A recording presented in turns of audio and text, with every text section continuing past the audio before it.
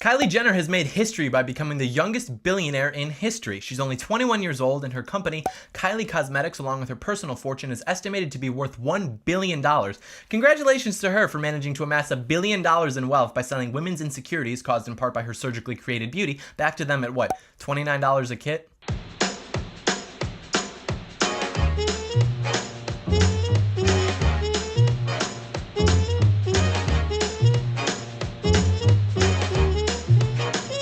John Doyle in. Heck off, Commie.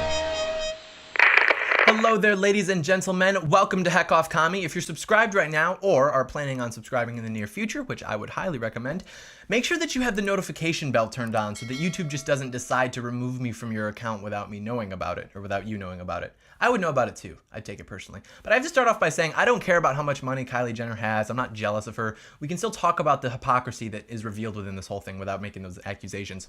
For those of you not familiar with Kylie Jenner, I don't know of anything that she's done besides be in the Kardashian clan that would make her famous, so you're going to have to go ahead and Google her by yourself. But as I said, she broke the record previously held by Mark Zuckerberg and has become the youngest billionaire in history. Her company, which sells lip kits and other cosmetics, is estimated to be worth about $900 million, and then she's said to have about $100 million from other things that she's done, such as modeling and starring on reality television shows. Here's something. You don't get to go about your day-to-day life with your head held down because women are oppressed in America and the patriarchy is evil, and then log on your Twitter and then praise Kylie Jenner for being worth $1 billion the same year that she became able to legally drink. Like, yes, queen! Yes, Kylie queen! Your queen is a fraud! Celebrity worship, it's a symptom of a low IQ individual. Let me explain what I mean by celebrity worship. Kylie Jenner, Kim Kardashian, whichever one you want to use, Caitlyn, even Kylie's dad, they're famous.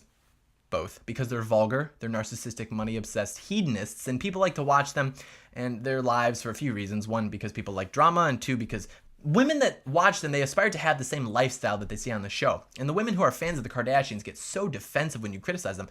Hey, I think it's wrong that Kylie Jenner gets plastic surgery and then convinces women that they can look like she does if they buy a $29 lip kit. And they look at you like you've just uttered blasphemy. They're so delusional. Everyone is so delusional. You ask someone, hey, do you think politicians are corrupt? 100% of the time. They say, yes, of course. Ask them, do you think celebrities get plastic surgery? Yes, 100% of the time. They say yes. And you say, okay, cool. Hillary Clinton is corrupt, and the Kardashians have all surgically altered their appearance in order to sell hope to women that don't have the genetics or money to look like them.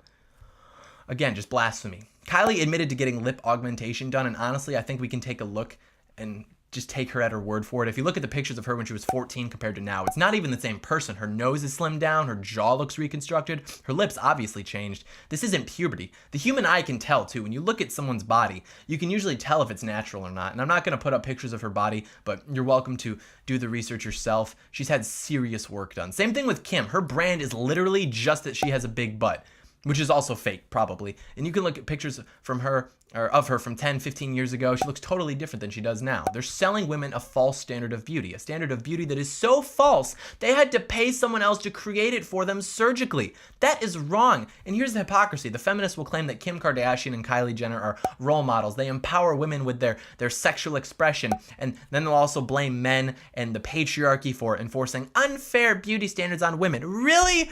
Unfair? Because the standards that the Kardashian clan are selling are somehow fair? They're not. And that's because they all had plastic surgery. If they just naturally looked like that, it'd be a totally different story. But they paid to artificially increase their levels of supposed attractiveness. I mean, if you look at Kylie and Kim before, they weren't bad looking. They definitely were above average. Not enough to become iconic, so now they've got work done, and now they're known for full lips, perfect hourglass figures, and those are the standards of beauty that are making women insecure. Not the male standards of beauty, because the truth is that most men will be attracted to most women. Women overestimate male expectations as a result of media promotion of people like Kim Kardashian. For example, there was a study done that showed how men rate women based off how fat they are, because of course feminists complain that men enforce the model type thinness upon women, and men tended to describe their ideal female body type as average, whereas women, when reporting what they thought men's ideal body type was for females, they reported it being much thinner than what men actually desired. Despite what feminists are trying to teach young girls, it is not empowering to sell your sexuality. It is not empowering to be known only for your lips or your butt. But I mean, that's only after you've paid to have them altered. Between 2015 and 2016, there was a 34% increase of people in the United States getting butt implants. Why? Why are we like this? Another study found 80% of women in the United States don't like how they look. 53% of 13-year-old American girls are unhappy with their bodies. By the time they're 17, it grows to 78%. By middle school, 40 to 70% of girls are dissatisfied with 2 or more parts of their body. This is what happens. It's not just, I wish I had a slim figure. It's, I want lips like Kylie. I want a butt like Kim. Men literally do not care. I shouldn't say it. Men are actually, we're developing a false perception of female attractiveness because of pornography consumption, but we're going to throw that one on the back burner for now. The point is that the only people that are promoting these standards of beauty for women are other women. And young women on social media are not anything close to exempted from this. The feminists will say, oh, it's the male-owned cosmetics industries that promote these standards to oppress women. And it's like, first off, objective standards of beauty exist because of evolutionary psychology, not the patriarchy. Again, we'll put that one on the back burner. But what about Kylie Jenner? She's got 128 million followers on Instagram. That's a one-man operation. Same thing with Kim Kardashian. She's got 130 million followers. And then you've got hundreds of Instagram models, women that literally make a living posting pictures of their butt on Instagram. I am not joking. John, it's a free market, right? Yeah, I'm still pro-free market. I can also have standards of decency that compel me to condemn degeneracy, though. Oh, you're slut-shaming. You say like it's a bad thing. That's on the back burner, too. So we've got porn, standards of beauty, and slut-shaming coming to a theater near you soon. But here's the point, and I'm not as articulate as I'd like to be when talking about this because I know and I have known people that have struggled with their body image. I used to struggle with my body image back when I went through this chubby phase in middle school. It happens to the best of us. But you don't get to attack men for allegedly enforcing unrealistic standards of beauty on women and then also praise women for making a living selling a standard of beauty to women that is so unrealistic that a surgeon had to create it.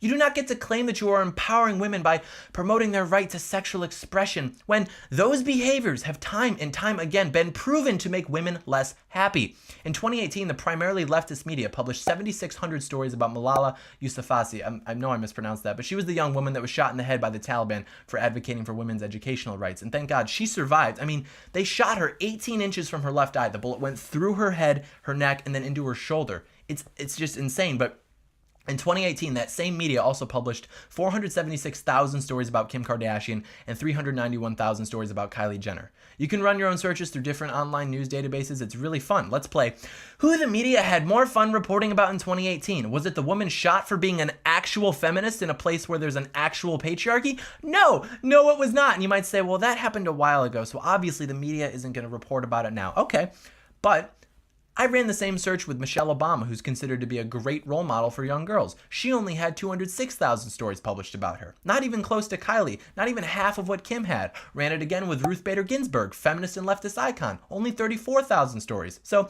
it would seem that the same media that complains about the patriarchy and unrealistic expectations for women are also the people spending a lot more time covering the Kardashians than actual female role models. And sure, we might not agree with their politics, but we can at least acknowledge that they've been successful and they're inarguably a better role model for young women than the Kardashians are. And if you think that this balance shifts on social media, you are very wrong. It goes actually more in favor of the sex-selling female liberationists, if anything. It's not good, folks. It's not good at all.